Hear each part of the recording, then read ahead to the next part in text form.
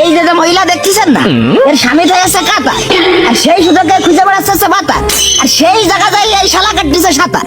মিথ্যে কথা চেয়ারম্যান সাহেব, যত নষ্টের মূলে মেম্বার, কারণ ওই শালা যে ওই বাড়ি খুলিছে চেম্বার।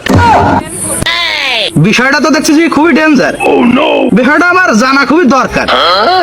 ঘটনা কি মেম্বার? ঘটনা কি মেম্বার?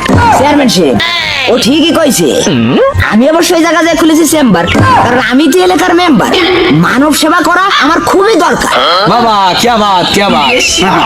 মানে তোমরা কি জানি শালিক বসাইছো না কবিতার আসর বসাইছো? বুঝলাম না তো, কত কথা বাদ দিয়ে আসল কথায় আসো। চেয়ারম্যান সাহেব মানব সেবা ঠিকই করে, কিন্তু যে জায়গা সুন্দরী মহিলা দেয় ওই জায়গা সব অনুদান নিয়ে ঢেলে দেয়, আর বাকি যে জনগণ আছে সব না খেয়ে মরে। আর সবচেয়ে বড় কথা আছে কি যে তুই তো মানুষ না রে, তুই তো আস্ত একটা বিস্ফোরক। না তা তো ঠিক কথা কইছিস, এটা অবশ্য আমি মানি। মানে এই কথাটা কোয়ার আগে তোর নিজের শরীরের দিকে একবার চাই দেওয়া উচিত ছিল। মানে যুদ্ধের সময় যদি কোন রকম একটা গুলি